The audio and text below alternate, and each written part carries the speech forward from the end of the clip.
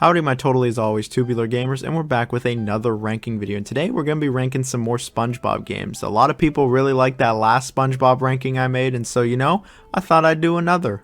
Now, if you're like me, you grew up with SpongeBob in the 2000s. In the 2000s, SpongeBob was at his peak of popularity with the show, with merchandise, the movie, games, and SpongeBob was just everywhere. At least it felt like he was everywhere as a kid. Obviously, SpongeBob is still pretty popular now, and he's definitely like the face of Nickelodeon still, but I feel like he just isn't as popular as he was in the 2000s. And one area where SpongeBob was a lot more popular in the 2000s was video games. I remember there being so many SpongeBob games. I feel like we couldn't even go a couple months without a new SpongeBob game at times.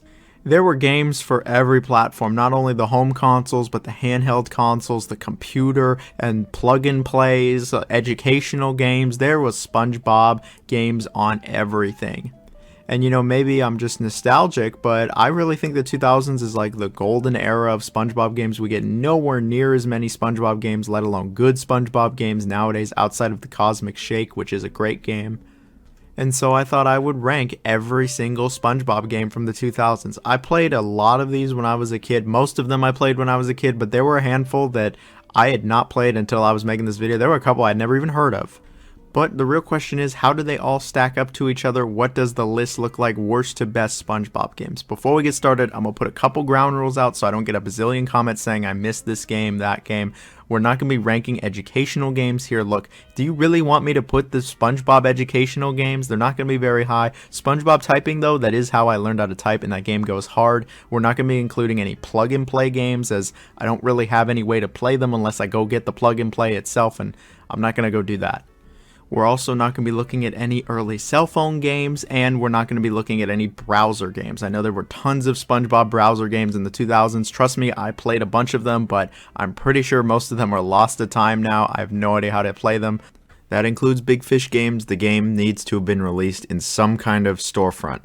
It was already pretty hard to find a comprehensive list of every SpongeBob game released in the 2000s, and so if I'm missing a game outside of the parameters I just said, I apologize. I did my best work.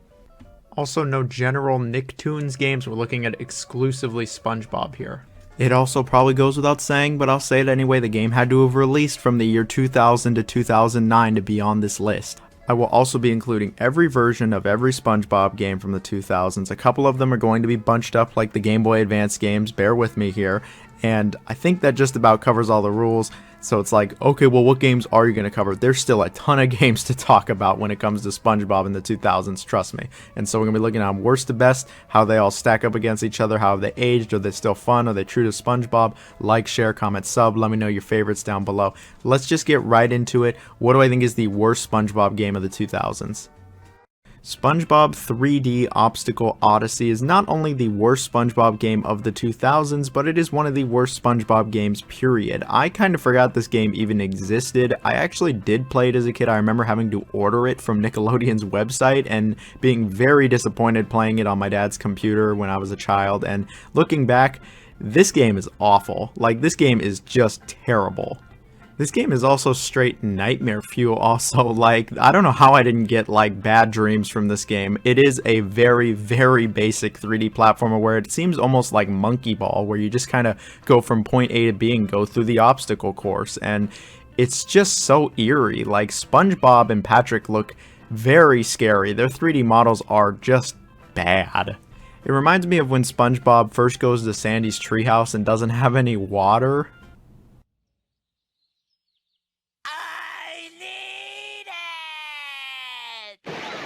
But this is how they just look normal, and then you're just in this void. Like, where are you? Just going through this obstacle course trying to get to Patrick. You know what? I don't even want to know the story or the logistics behind this. This is such a basic, easy 3D platformer, and none of the obstacles are even obstacles. Like, it is just stupidly easy. It is boring. It is mindless. It is like 40 minutes long. And yeah, it actually was a real PC game that was released that you would pay for. It wasn't a browser-based game. This was an actual PC game, and I'm still just like confused as to what this game even was or who it was for, and you know what, I'm just gonna call it there. Somebody said I forgot this game for my 3D platformer SpongeBob video, and I guess technically they're right, but this game is not worth including on that list because it is just bad. This is like the worst SpongeBob game of them all. I'd be surprised if there's one worse than this game. This game just belongs in the void of wherever this game takes place because it is just nightmare fuel and it is shit. It is just really bad. But what did they do? Where did they go from here? I'll tell you what they did. They actually made a second one. Yeah, they actually released a second one. I remember seeing commercials for this game as a kid, and you could order that one online, and I sure as hell wasn't ordering the second one online after being burned after the first one. It looked almost the same, and you know what? I can tell you now, it plays like exactly the same, complete with the horrendous models. Like, the game is nearly identical to the first game. It's just some new levels. It's still incredibly basic, bland, boring, repetitive, short. And I think really it's made for like early children, and that's about it. And if you're not an early child, you're just not going to think anything of this game. I actually have seen that a couple people fondly remember Obstacle Odyssey 1 and 2, and I just wonder, man, what were you playing? Because it wasn't this. This is just not good. I would say this game is slightly better than the first one, but I still do not recommend it, and it's one of the worst SpongeBob games of the 2000s and in general. And so here we have SpongeBob SquarePants Legend of the Lost Spatula releasing for the Game Boy Color in 2001. It was actually developed by Vicarious Visions of Crash Bandicoot fame now. But this is also a Game Boy Color game, and coming back to it all these years later, it hasn't exactly aged well, and I wouldn't say it's a very good game. The game is based off of only Season 1, actually, of SpongeBob, and you can immediately tell how barren it is thanks to it being only based off Season 1. Don't get me wrong, for a Game Boy Color game, I think the game looks pretty decent. It's cute to see these 8-bit renditions of SpongeBob and friends, and I think the music actually is pretty decent, but actually playing this game, yeah, it's not too good. The game sees SpongeBob trying to find the Flying Dutchman's golden spatula in order to become the ocean's greatest fry cook. Yeah, there's not much to it. I mean, the story's whatever, and the game doesn't really have much of that SpongeBob charm. The actual gameplay itself is a pretty basic 2D platformer with a little SpongeBob flair. You go through some SpongeBob-looking environments, and the power-ups are similar enough to SpongeBob.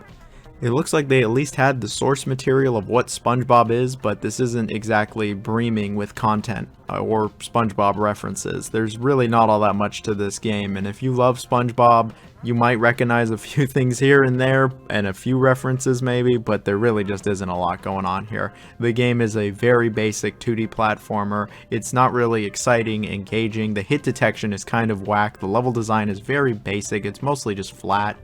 I would really say that this is an unremarkable, simple platformer aimed at young, like very young children. You can beat the game in under an hour, and there's really just not much going on here. It's just too simple for its own good, and it's a bit boring actually in that like 45 minutes you play.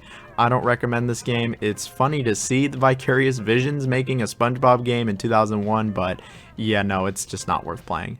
Alright, so here we have SpongeBob vs. the Big One Beach Party Cook-Off, releasing in 2009, developed by the Fizz Factor and releasing for the DS. It is based off the episode SpongeBob vs. the Big One, which is the episode with the giant wave. As a kid, I didn't think much of the episode. I thought it was like okay, it wasn't awful, but nowadays I'm like, yeah, I would not really want to go back to watch that one.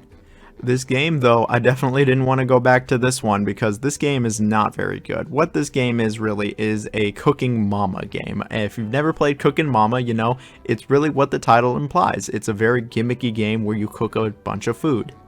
The game is about a competition between Mr. Krabs and Plankton and who has the best food, and there's some judges, and there's a number of episodes in here with different judges, but really what it comes down to is you're cooking a bunch of food. And what does that mean for the actual gameplay? It means a bunch of gimmicky cooking mini games. Now, Cooking Mama, I won't lie, on the Wii, Cooking Mama can actually be pretty fun, but I was never big on the Cooking Mama DS game just because of how it utilized the touchscreen and it was so reliant on it. And this game, it really is the same situation. All of these mini games are very reliant on the DS touchscreen, and if you're not playing on original hardware, it's definitely not going to be as fun.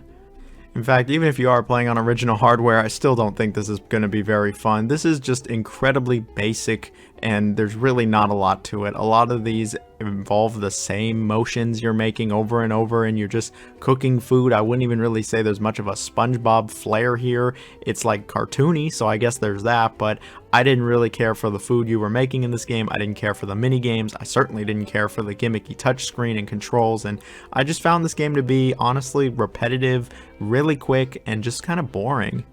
I don't know, maybe I just went into this game with the wrong mindset, but I just did not have any fun with it, and I just kind of wanted it to end. And then I realized that this game is actually longer than like an hour or two. It's actually a couple hours, and I just kind of put it down, and I don't plan on ever playing it again. There's a couple references to some old SpongeBob episodes here, like Plankton's cousins and Kevin, and you know, I always love seeing that.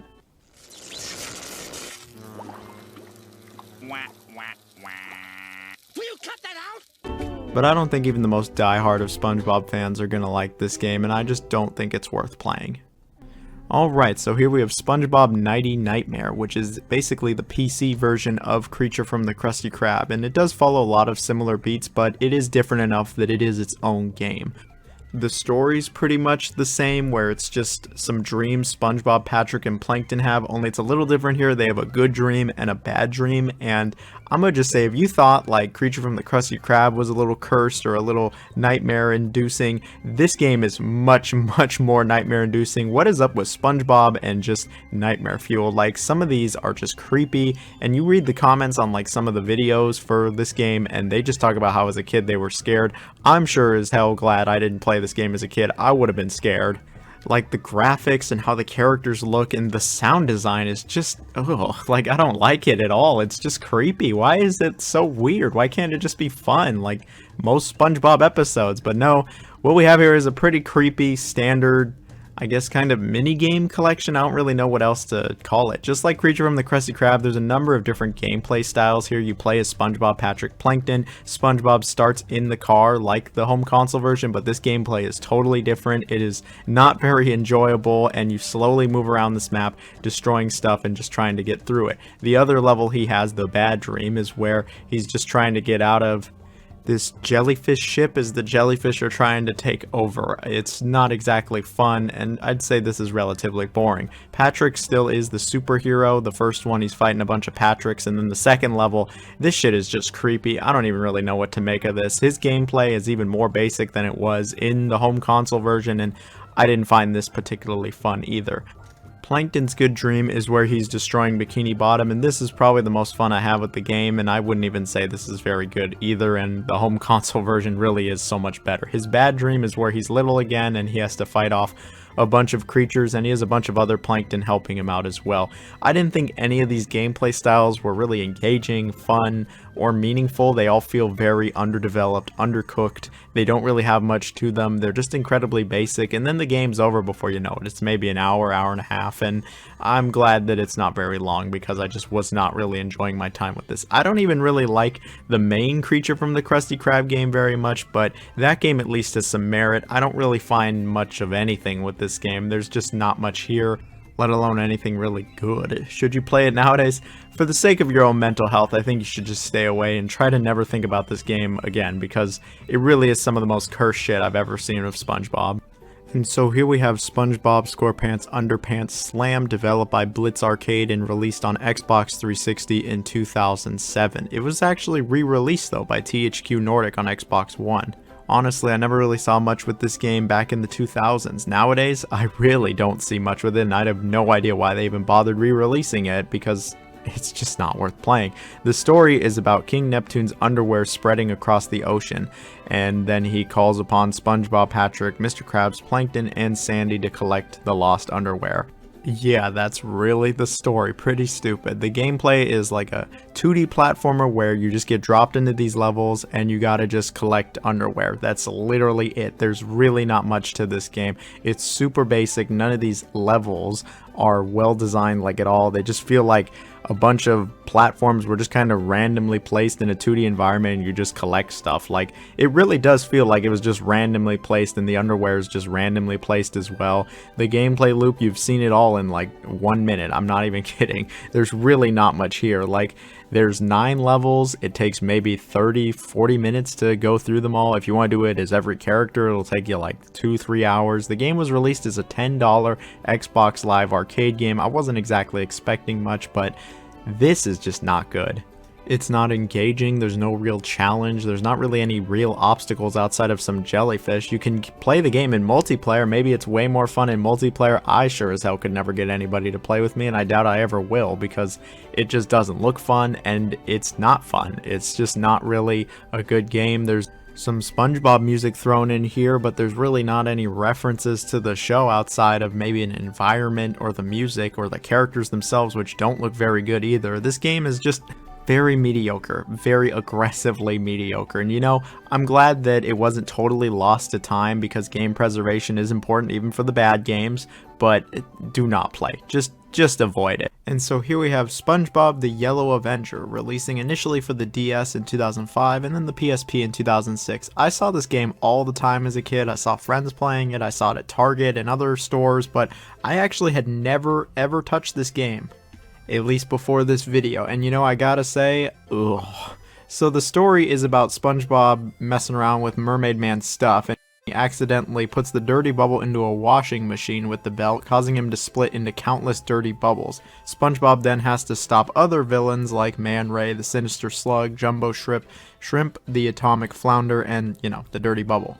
The premise is fine enough, there's nothing really wrong with it here. It's when you actually play the game that you realize this is not such a great game. I'm kind of glad I didn't play this as a kid. This is a very dull 2D platformer where you just kind of collect stuff. Like, this game is not fun. I was immediately turned off with this game's movement, controls, and general pacing of the game. Like, this is a very slow 2D platformer. Like, even for the DS, like, it is very sluggish. The game does not feel nice to control. Most SpongeBob games, I don't even really comment on how they control, because usually it's pretty fine to good, if not even just great. Here, though, oh, I hated the movement. It's so slow, and the gameplay is so dull. Like, none of the levels are exciting. It's all really standard stuff that you've seen in just about any other licensed 2D platformer.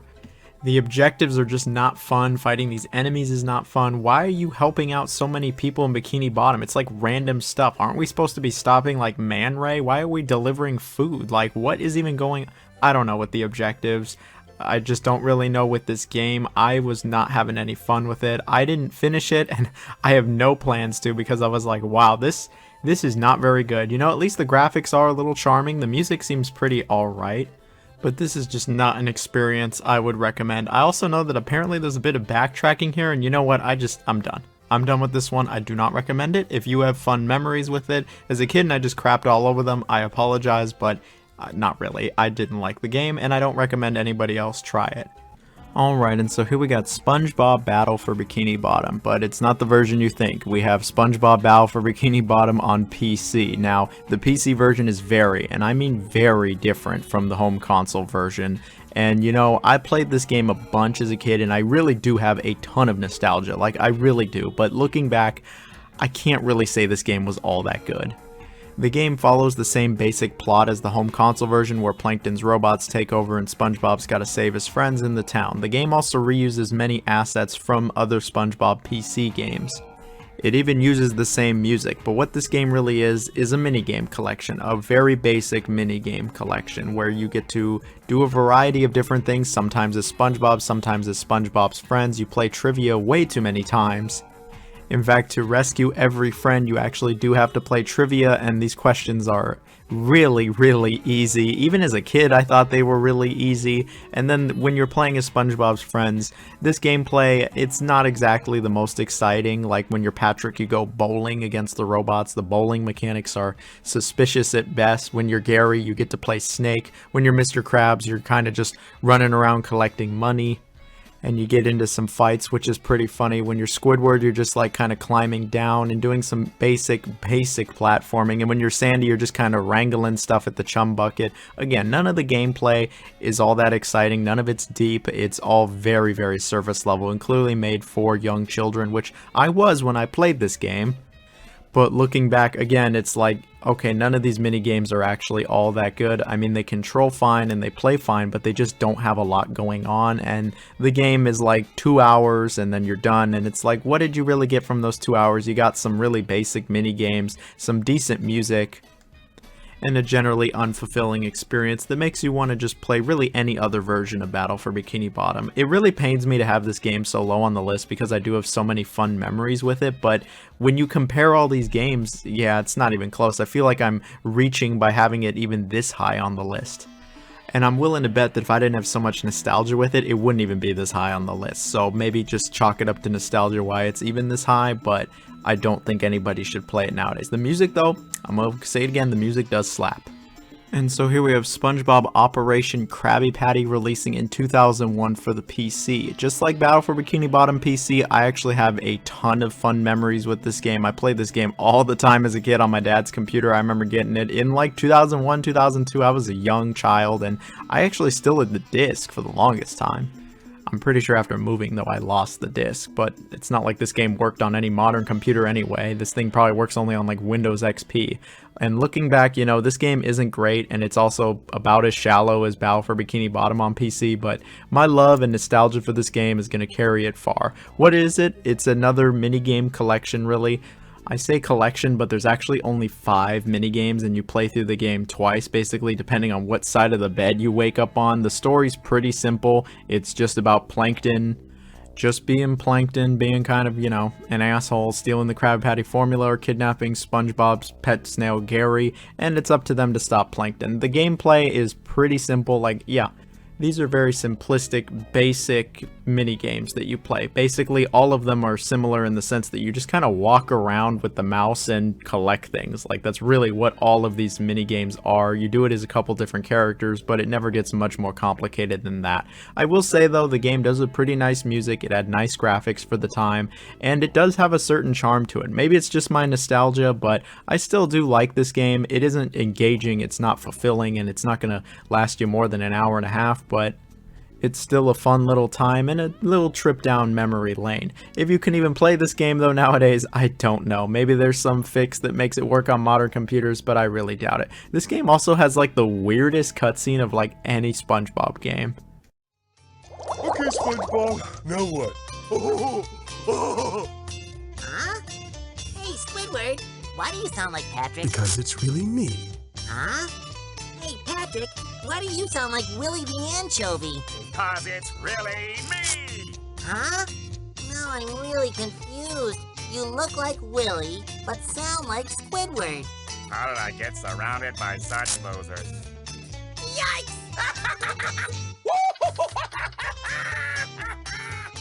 All in all, would I recommend it? No, probably not, but it's definitely got its charm, I'll give it that.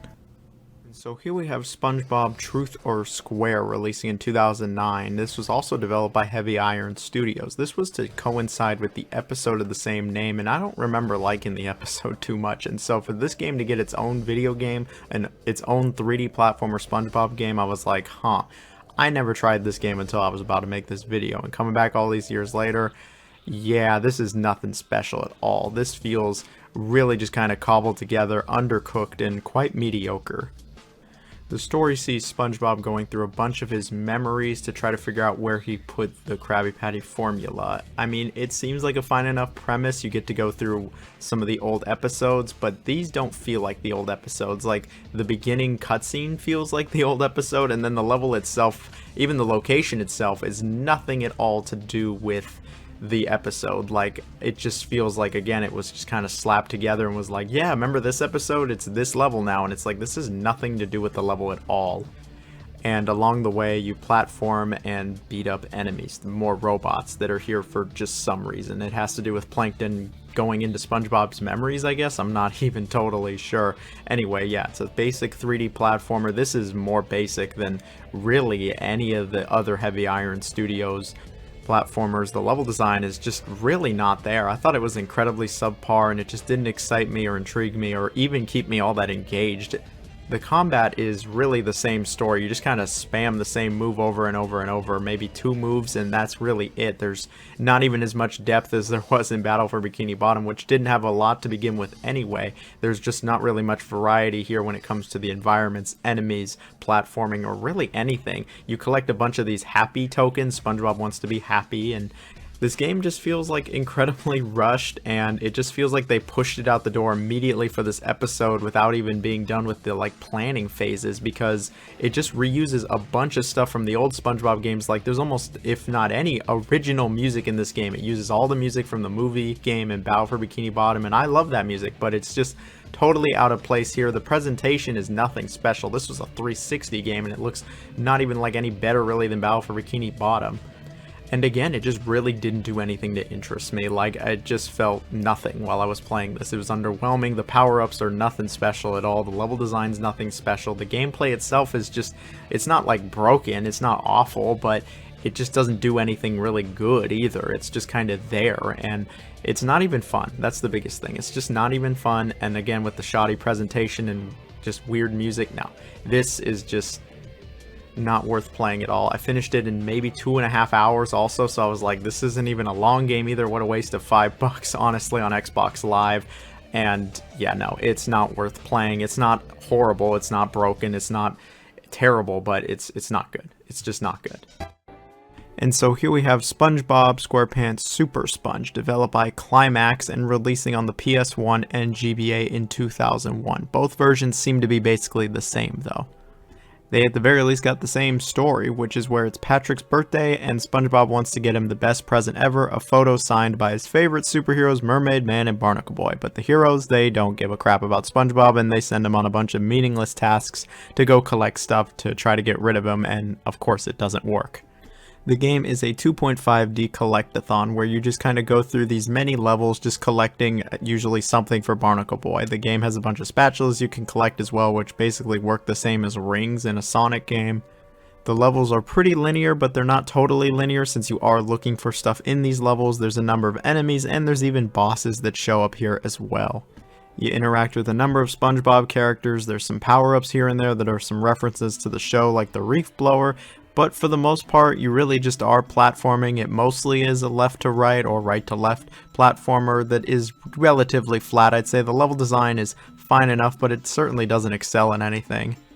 I don't really have a lot to say with this one. I wouldn't say it's bad, but I also wouldn't say it's good. I'd say it's very run-of-the-mill, middle-of-the-road, like average at best platformer. Like, even as a kid, I didn't really think much of this game. I thought it was like fine, and looking back, yeah, I mean, it's fine. It's not like offensively bad. It's not even bad. It's just not a game I would, go seek out and play. Even as a big SpongeBob fan, I could say you could totally skip this one because you're really not missing anything. But what you have here is no other word for it, really. Just a fine 2D platformer that gets the job done, but it doesn't excel or wow you in any kind of way that other SpongeBob games have. And so here we have SpongeBob's Atlantis SquarePants releasing in 2007 for the Wii and PS2. This version was developed by Blitz Games, and it's based off the mediocre episode of the same name. Like, even as a kid, I wasn't big on it, and looking back, I was like, yeah, no, that just wasn't a very good episode. And the main guy they have, the main Atlantis guy with his giant-ass nose, never really liked him or his nose. The episode pretty decently well. It has the same plot, and they add a bunch of extra stuff because it's a game versus a TV special, but I'd say it really does follow the story about SpongeBob and friends going to Atlantis, messing everything up, and then trying to get out of there. Now, when it comes to the gameplay of this game, at least on the Wii and PS2, it's actually pretty weird. It's pretty all over the place. Really what it is a bunch of different gameplay styles just kind of meshed together to create this somewhat cohesive campaign. Like, there's a bunch of almost random gameplay styles here. There's like some labyrinth gameplays, they call it, where it's like top down and you gotta kind of solve puzzles, and you have 2 SpongeBob characters that are partners try to get through the puzzle. Each of them have their own abilities. This gameplay style shows up quite a bit. There's like a rail shooter-esque style. Sometimes you're taking pictures, sometimes you're shooting stuff, and I mean, this is fine enough. I played on the Wii, so there's plenty of motion controls. You're using the Wii pointer, and it's fine enough. Rail shooters are fine on the Wii. At certain points it's like a rhythm game where you gotta time your button presses. This is fine enough as well. I mean, there's not really a lot to it, but you know, it's another gameplay style. Then you get to drive around in the bus. I think it's only like once you drive around in the bus. Again, there's nothing wrong with it. And then you drive around in a tank and you blow up other tanks, and this is probably like the best gameplay style out of all of them. It felt maybe the most fleshed out along with the labyrinth gameplay, but I actually, you know, I didn't hate this. It wasn't, you know, like super engaging, but it was alright.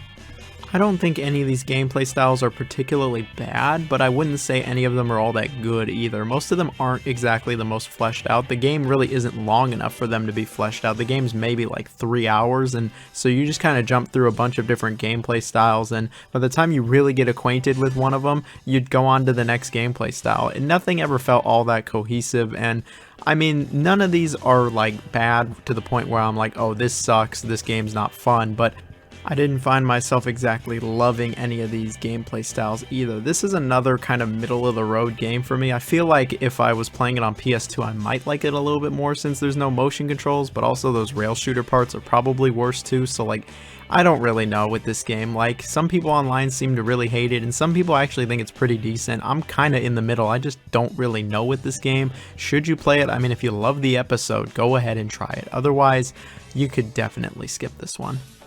Alright, and here we have a bit of a cheat. Here we have Every SpongeBob Game on Game Boy Advance. Now, I'm sure there's going to be plenty of people in the comments who are mad that I didn't rank all the games individually or put them all into the list separately, but hear me out for a second. These are the GBA handheld versions of Super Sponge, Revenge of the Flying Dutchman, Battle for Bikini Bottom, the movie game, Creature from the Krusty Krab, Lights Camera Pants, and Atlantis SquarePants. All of these games are primarily 2D platformers. Yes, a couple of them, like Creature from the Krusty Krab and the movie game, have other gameplay styles in them, but for the most part, they are all 2D platformers. A lot of them share not only the same gameplay, but even the same graphics. They all play incredibly similar to each other for the most part. There are plenty of differences between all of them, yes, but for the most part, I feel like they play similar enough. I also don't have a ton of experience with a lot of these games. I haven't beaten all of these games. I haven't put a ton of time into all of these games. And the last thing I want to say is I thought they were all really similar in terms of quality. Yes, plenty of them are better than other ones. I think out of all the ones I played, the movie game was probably the best one on Game Boy Advance, and the worst one was probably like Revenge of the Flying Dutchman or Atlantis SquarePants. They all have their ups and downs, but generally speaking, I thought they were all pretty close to each other in quality, and I feel like if I ranked them all individually, they'd all just kind of be together still. And so I thought, you know what, I'm just going to condense them all down into one entry. I'd say all of these games share the same story with the home console version. It really is just like a portable 2D version of most of these games, and you know, some of them I had some fun with, like again the movie game, I'll give some credit. I think there's some really interesting level design and you just go left to right. Some of them were more annoying, like in Revenge of the Flying Dutchman, now you have to search around these areas for items. Really, the two games that I would say are the most different from their home console versions are Lights Camera Pants and Atlantis SquarePants, since neither of those games were platformers, and here they're both 2D platformers. Lights Camera Pants is actually interesting. You can switch between 4 different characters, and when one of them dies, the other one just comes in like it's that TMNT game on NES or something. And Atlantis SquarePants, I guess it's more in line with the DS version, and I just didn't really think all that much of it. I didn't really think all that much of any of these games. To be honest, if you're gonna play any of these games, I would say you should probably stick to the home console version. For legit any of these games, I think the home console version is better than all of the handheld versions. I'm not going to say all of these aren't worth playing, but if you've played the home console versions of these games, you can totally skip the handheld versions. You're not missing anything. But hey, if you got something to say about the Game Boy Advance version of any of these games, I would really love to hear it in the comments. I really would, because I know some people do have some fond memories. I know a couple people that really did like Battle for Bikini Bottom on Game Boy Advance. I personally did not. I did not like how non-linear the levels were, but that's just me. Anyway, on to the next game. Alright, so here we have Drawn to Life SpongeBob SquarePants Edition, developed by Ultron and releasing on the DS in 2008. I remember Drawn to Life. I remember some kids on the playground had it, and I never really thought too much of it. I always thought Scribblenauts was better, but I do remember trying this on my R4 back in the day. And I remember not really thinking all that much about it, not thinking that it was like particularly great or all that fun, and looking back, yeah, it was pretty alright. The game's plot is very similar to the Frankendoodle episode, and if you haven't seen that episode, it's the one with Doodlebob really is one of the best SpongeBob characters like ever, and I'll never not think it's hilarious. But yeah, it's really similar to that where, you know, a pencil drops into the ocean and they start drawing stuff. It's magic. And then it's up to SpongeBob and Patrick and their new friend that you draw, your custom character, your OC in the SpongeBob world, to stop Doodlebob. The story is fine enough. There's some dialogue here that's actually pretty humorous, and I like the references to old SpongeBob episodes. Now, when it comes to the gameplay, obviously with the name that this game has, it plays incredibly similar to Drawn to Life, which is basically a 2D platformer where you get to also draw a bunch on the screen using the DS touchscreen. The touchscreen is heavily required here. You legit cannot play the game without it. You can draw plenty of things in game to help enhance your arsenal. All you can really do is jump and like do a karate chop, but you can draw a bunch of stuff, like you can draw power-ups. You can draw stuff to help you get through the levels. You can also erase stuff throughout these levels. There'll be black goo all over stuff and you just erase it with the touchscreen, which is very similar to Draw to Life. And you know, the game, it plays alright. It doesn't have, you know, the most exciting gameplay loop. You can have a partner join you, which is cool. You can have like SpongeBob or Patrick or Squidward join you. And I think this game actually has some pretty unique puzzles, and I think having to draw your way out of stuff and draw up objects, I think it's actually fun. I think that there are parts of this that can get really creative, and you can get pretty creative with it as well. I remember as a kid getting actually pretty frustrated with this game and not figuring out how to get past certain parts, and my sister helping me because she was more creative, I guess, when it came to drawing, and that's a memory I won't forget. But I mean, I wouldn't say that this game, you know, is a marvelous 2D platformer. It doesn't reinvent the wheel. It isn't even an amazing SpongeBob game either. It does have some nice throwbacks, and it does have some decent gameplay, and the drawing stuff, you know, it's still decently novel. It is obviously super gimmicky, and it is kind of hard to come back to in that sense, and the touchscreen can be a bit annoying, but I mean, it's not bad. I wouldn't say it's particularly great, and if you were going to play this or Scribblenauts, in my opinion it's not even close. I would say play Scribblenauts. That's a much better series overall than Drawn to Life, but what you have here is a fun little 2D platformer on the DS where you get to draw all over stuff, and you know, sometimes that's all a kid wants to do is draw. But I am hesitant to call this game anything over average. And so here I actually got a double header for you. I got SpongeBob Truth or Square and SpongeBob Atlantis SquarePants, but the DS versions. See, two 3D platformers on the DS based off mediocre episodes that end up being better than their home console versions. Originally, I did have them separate, but in the end they were always like together, so I thought, you know what, I'm gonna just put them together then. They both do have a lot of similarities though. Truth or Square and Atlantis SquarePants, I already said I don't really care too much for either of these episodes. These games still follow the episodes. They follow the home console version pretty well, but I will give a little shout out to Truth or Square. I think the story's actually better here, and they did try to reference more of the episodes, and it did feel like you were playing through the episodes much more so than the home console version, where it felt almost like random where you were, and then they'd be like, oh, remember this episode? Here, it definitely lines up more with the actual episode, and I liked it more because of that.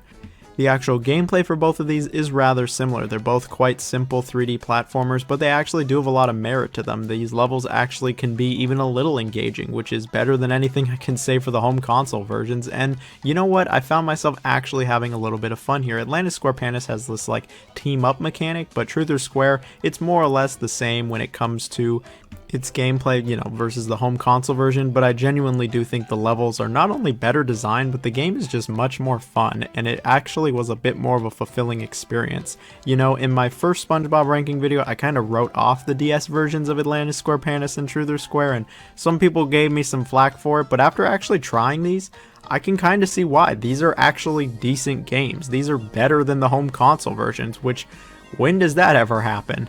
These games actually have some nice music, they have some charm, they do reference a decent amount of episodes, and I wish I played these games as a kid. I wrote them off even as a kid, just like, oh, that's just like the Wii version but on the DS. No, trust me, this is way better than the Wii version of either of those games, and I think a lot of people also wrote it off for similar reasons.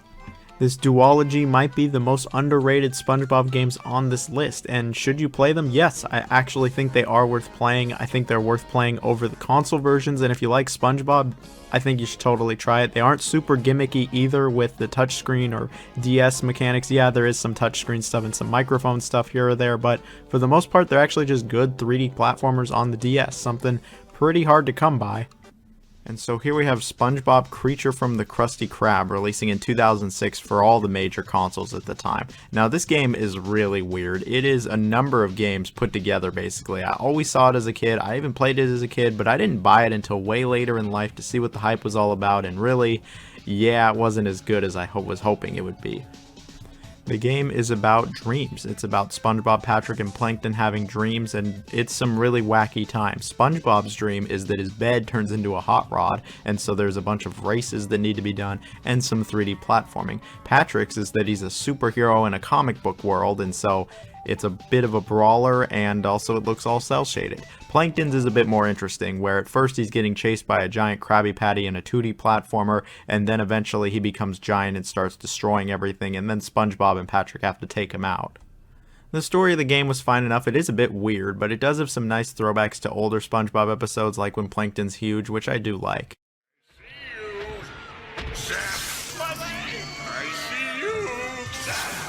In terms of playing this game though, yeah, it's definitely a genre mashup. There's a ton of different gameplay styles here, much more than just 3D platforming. In fact, I would say you're not 3D platforming a majority of this game, but there is 3D platforming here. When you are 3D platforming, it's just with SpongeBob really, and it's very basic. You beat up some enemies and go through some basic environments with some generally shallow puzzles. There's really just not all that much to it. But as SpongeBob, you also get to drive in the car, you get to race on your bed, and you know, this is fine enough. I think the racing gameplay is, again, pretty whatever. The car controls fine enough.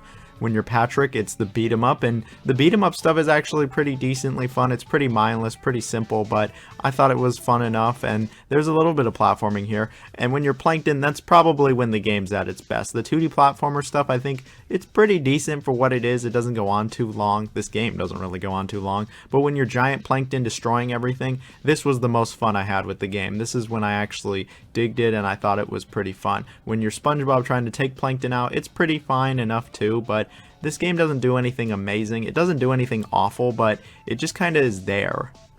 I would say it's a generally mediocre, average experience with some fun highlights, particularly when you're Plankton. When I was SpongeBob, I really just wanted to play all the SpongeBob games I grew up with, because I was like, those are way better than this game. This game just feels relatively undercooked. Despite having a decent amount of variety, I never felt like I could really sink my teeth into any of the gameplay styles, and the game is like about 4 hours, maybe 4.5 if you take your time, so there's not even all that much to the game. Should you try it? I mean, if you love SpongeBob, maybe, but otherwise you could just skip it. Alright, and here we actually have a three-way. We have the SpongeBob PC point-and-click games. The three games are SpongeBob Employee of the Month, the SpongeBob Movie Game, and Lights, Camera, Pants. Obviously, the Movie Game and Lights, Camera, Pants do have the home console versions that are very different from this, but all three games here are PC point-and-click adventure games. I actually did play all of these games when I was a kid on my dad's computer, and I don't think they work, unfortunately, on modern computers, and so I have no idea how somebody's supposed to play these in modern day, but you know, I remember them being pretty good, and after looking them up and seeing how they've aged, yeah, I still think they're actually pretty solid point-and-click games. I know point-and-click and adventure games probably isn't what comes to mind first when you're thinking of SpongeBob games, but I genuinely do think that all three of these games are massively underrated, especially like the movie PC game, because it was just kind of buried by, you know, the home console version and then the GBA version, and it's like nobody talked about the PC version, but I'm going to talk about them. All three of these games also not only share the same gameplay, but they actually share like the same assets and even the same music. And I'll just put it out there, I think all three of them actually are pretty great music. I would say the music is actually really good. Battle for Bikini Bottom PC also uses the same music as these games. That game though, I gave it its own separate entry because it's kind of a mini game collection as opposed to, you know, these three being incredibly similar to each other. Employee of the Month is about SpongeBob being the Employee of the Month and winning 2 tickets to Neptune's Paradise, a theme park, and as he's trying to go to said theme park, a bunch of stuff goes down and it takes him a little longer than he anticipated. The movie game is really just based off of the movie. Lights, Camera, Pants is different from the console game.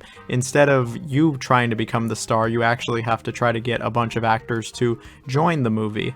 Now, I know point and click games and adventure games are clearly not everyone's cup of tea, and I'm sure there are plenty of people scratching their head why I have these games so high on the list, but I truly do love point and click games. I love adventure games. I've been playing adventure games since I was a very small child, and one of the very first ones I played was SpongeBob Employee of the Month. It's one of the reasons I love the genre so much, and I think that these games have actually aged better than most people would expect. I mean, the gameplay is pretty timeless. You just, click and that's really it. There's not much to it other than that. You solve some basic puzzles, you do some conversations with some characters, and you play a couple mini games here and there. There's really not a ton more to these games. I think the voice acting is actually really good. I think the presentation is pretty good, all things considered, outside of these really weird cutscenes in Employee of the Month. And I think that if you love SpongeBob, especially early SpongeBob, I really do think these are worth playing. And it's a real shame because I have no idea if these work on modern PCs. I'm gonna say I really doubt they work on modern PCs. They're probably on like myabandonware.com, but while I'm sure you can find a number of downloads for them actually working on modern systems, I'm again doubtful. But hey, if they somehow work or if somebody's made a patch, I would love to see it because I think these games should be saved. There's no way they're getting the rehydrated treatment, and that's a shame because if you like SpongeBob, I think you're gonna like all three of these games, and they offer something different from all the other SpongeBob games, and I think they're actually pretty decent to great experiences. I think they're all fun and they've got some charm to them, absolutely. I've also unlocked just a bunch of childhood memories seeing gameplay of these games from when I was a young child, and life definitely was simpler then. I would actually get my money from the Loch Ness Monster, my 350. And so here we have SpongeBob Revenge of the Flying Dutchman releasing in 2002 for the GameCube and PS2. This was pretty early in SpongeBob's life, like Season 3 wasn't even out yet. And I remember playing this game as a small child, but I didn't really play it until I came back to it many years later. And was I missing much? Not really, but this is still a fine enough little 3D platformer with SpongeBob attached to it. The story is pretty relaxed. It sees SpongeBob finding a treasure chest and opening it up and releasing the Flying Dutchman on accident, who exacts his revenge. The revenge for digging him up and freeing him. Jeez, what an asshole. But yeah, he kidnaps all of SpongeBob's friends, and so it's up to SpongeBob to go to a number of different locations and save his friends from the Dutchman. The plot is pretty simple. The game doesn't really have many throwbacks to the show since the show was still relatively new, all things considered. But that's fine enough. The gameplay is, 3D platformer. Basically, you play exclusively as SpongeBob, and you get dropped into these rather large environments, and it's just a bit of a collect-a-thon. It's not to the level that like Banjo-Kazooie is. There's not that much to collect, and these levels aren't like super complex or anything. Most of them are relatively flat, and there's nothing all that exciting with the level design. It's way better than Robotic Revenge and Hero Pants, but it's nothing that won't blow your mind, and for the time it was a bit basic. But you do get these abilities at least. That mixes things up. SpongeBob gets a couple different abilities you can change in the tent. You can be like Jellyfish SpongeBob, where you can glide with the net, or Mermaid Man SpongeBob. And I think these add a little bit of variety to the game, and despite everything, I still did have a fun time. It's a pretty relaxed, simple platformer, but that doesn't mean it's necessarily bad.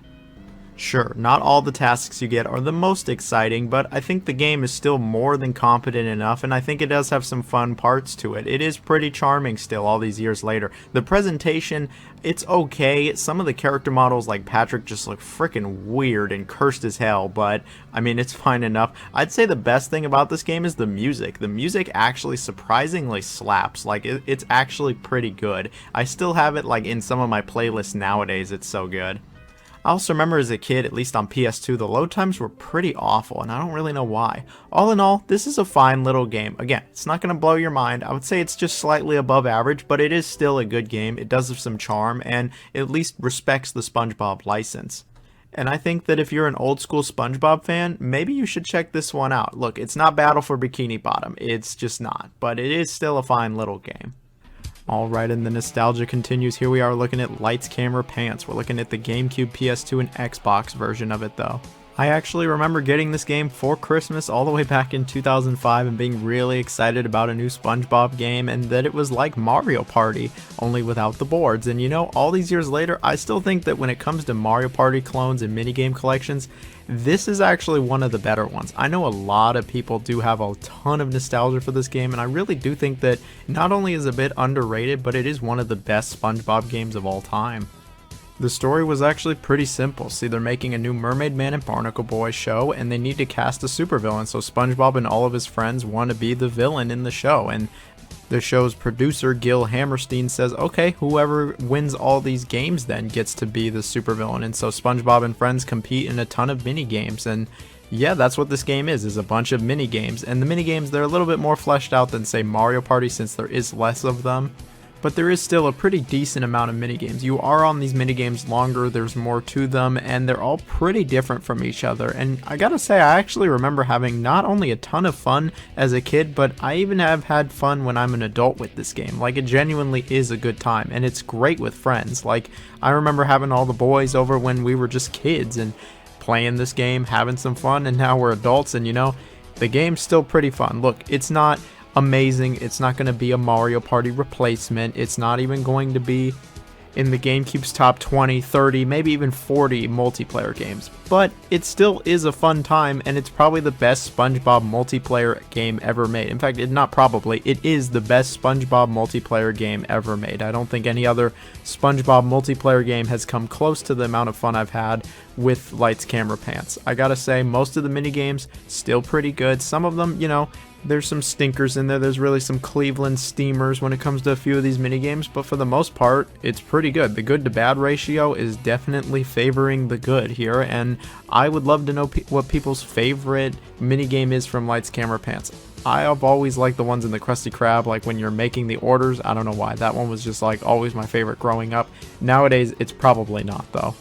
I remember actually playing through this game multiple times with the other characters because I wanted to get the collectibles and I wanted to see what all the cutscenes were like with the other characters, because the cutscenes will actually change depending on which character won the event. Like if SpongeBob wins and becomes the villain, then he's the villain for the episode, or if Squidward wins, then it's him. And I always thought this was really cool. It's a nice touch, and I remember playing through the game multiple times. I wanted to see what was going to happen.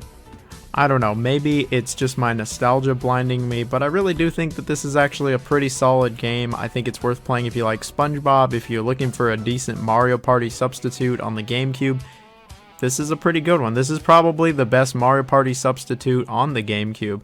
I mean, there was also 4 Mario Parties on there, but hey, if you want to play something else, you got this game, and it was on PS2 and Xbox. And it really was just a fun time. That's the biggest thing I can give this game, was it was just fun. It was just a blast, and I think it's worth playing still. And so here we have the SpongeBob SquarePants movie game, developed by Heavy Iron Studios and released around the movie's release in 2004 for all the consoles at the time. This game is just a certified classic. I have so much nostalgia for this game. I would argue it's like maybe the best movie tie-in game of all time. It's one of my favorite games probably of all time. It is just an all-around great game. The game does reuse a number of asset and gameplay elements from Battle for Bikini Bottom. It was developed by the same team in a pretty short amount of time. Yes, it does use a lot of the stuff from Battle for Bikini Bottom, but I just don't even really care. Like, it's done in a new context, and it's just so much fun, even all these years later.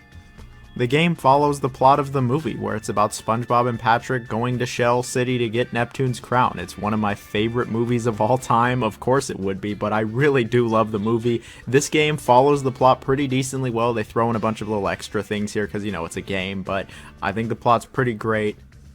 The game really has endless references to the movie and SpongeBob as a whole. Like, I thought that every level had at least one joke that made me laugh, and I quite liked it. And the gameplay is a good old-fashioned 3D platformer. You play as either SpongeBob or Patrick depending on the level, and it is a lot more linear than Battle for Bikini Bottom. A lot of the time it is point A to B, there is some backtracking, and there is still, you know, the main collectible, the power stars of the game, the Goofy Goober tokens, but I'll just say it is a bit more linear than Battle for Bikini Bottom, and I think the level design, it's not as good as Battle for Bikini Bottom, but it still is pretty good.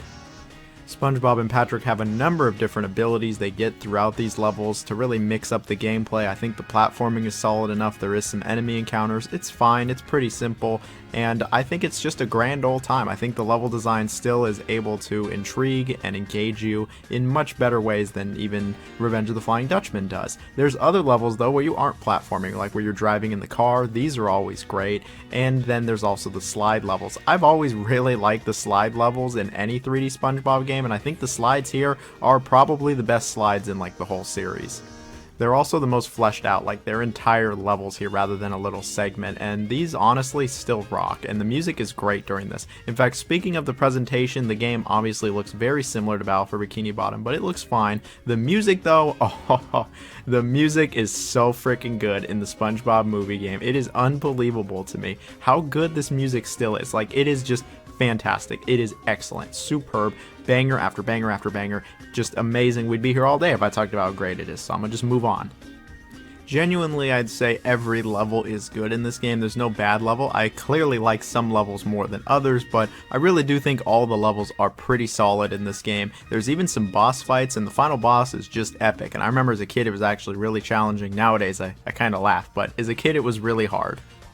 I hope this game gets remade one day like Battle for Bikini Bottom, but I really doubt it. There might be like some licensing issues or something, and who knows. But it is still a fantastic game that I think should not be missed by anyone who likes 3D platformers or SpongeBob, because it's just such a great game still. Like, even all these years later, I'm still like, damn, the SpongeBob movie game just hits so good. And here we have Battle for Bikini Bottom, releasing in 2003, developed by Heavy Iron Studios. Did you really, like, honestly expect it to be anything else? Like really? Did you really think any other game had a chance of being #1 on this list? No, they didn't have a chance. Movie game's great and all, but no, they did not have a chance of beating Battle for Bikini Bottom. Battle for Bikini Bottom is not only the best SpongeBob game in the 2000s, but it's like the best SpongeBob game, period. And it goes beyond that. It's arguably like the best licensed game ever, with like Batman Arkham City and Marvel Spider-Man on PS4 and eventually Spider-Man 2 on PS5. It's one of my favorite 3D platformers of all time. It's probably my favorite game from my childhood, and if I had to choose just one game to represent my childhood, it would probably be Battle for Bikini Bottom. Like, I put so much time into it, I played it all the time, and you know, coming back all these years later, numerous times now, it is still just a fantastic game. I can't help but smile every time I play this game just because of how good it is. With a pretty simple story of Plankton making a bunch of robots to take over Bikini Bottom, but then him forgetting to switch the obey switch on, so then they start just destroying everything. It's then up to SpongeBob, Patrick, and Sandy to save the town. You collect golden spatulas in these 3D open levels, and you know, it's not like Banjo-Kazooie big, it's not Banjo-Tooie big or non-linear like Mario 64 at all. It is pretty linear levels for the most part, but it still is a collectathon, and it doesn't do anything all that innovative or crazy. It really is just a 3D platformer with SpongeBob, and you know, sometimes that's all you need. It doesn't take a data scientist to figure out that that actually works. Like, it does work on top of not only an interesting moveset for all three characters, but some pretty solid level design. I think this is probably the best level design that SpongeBob has ever had in any of his games, and yeah, you know, it is pretty 2000s, but I don't really care. Like, it's still really fun. I think it complements SpongeBob, Patrick's, and Sandy's movesets really well. I like that you can play as 3 different characters and they all are very different from each other. I think the exploration is generally pretty good. The combat, as basic as it is, I think is more than good enough. It's serviceable, it gets the job done. I really do like finding the golden spatulas and Patrick's socks. I think all the levels represent SpongeBob themes pretty great. There's really not a bad level here. The kelp forest, I could take it or leave it, but other than that, I'd say there's no bad level here. I've 100%ed the game a few times. I've put just a ton of time into this game. I've played through it enough times. But you know, there's just something about it that every couple years I just gotta come back and play Battle for Bikini Bottom. And now I can play the remake, which I know some people don't think the remake is better than the original, but it doesn't really matter in the end, because either way we can all agree Battle for Bikini Bottom is just like the best SpongeBob game of them all. Also, the music. Do I really even need to go off about the music? You already know it's amazing. I've had it playing this entire video because the music is so dang good. I feel like I could just talk about Battle for Bikini Bottom for like an hour, 2, 3, 4, 5 hour long video, because I just have so much to say about it, because it really is just that good. And you know, maybe one day I'll rank like all the levels from Battle for Bikini Bottom or something, but for now, all I gotta say is it's not even close. If you are looking for the best SpongeBob game of all time, not just in the 2000s, but period, just play this one. Just play Battle for Bikini Bottom. I think everybody who has any interest in platformers, games, or SpongeBob should play it if they haven't already. It's the best Nicktoons game by far. And it really is just one of my favorite games of all time. But that's it for this video. I know it's a bit of a long one. It took me a long time to make this one actually, but you know, We talked about a lot of games here on a lot of different consoles, and most of them were pretty whatever, but there's plenty of good ones here. If you made it to this part of the video, comment bricks as in what you used to build a house, then I'll know you're a real one who made it to the end of the video. You'll get a nice little heart from me. Please subscribe, please share with somebody you know. I really do put my heart and soul into these videos, and I'm just trying to, you know, make a name for myself and really just talk about some games that I do love and games that I played as a kid, and that was a lot of these games. Like, I love SpongeBob more than any other cartoon, and that's why I talked about all his games. Anyway, I'm rambling now, so everyone have a good one. See y'all later.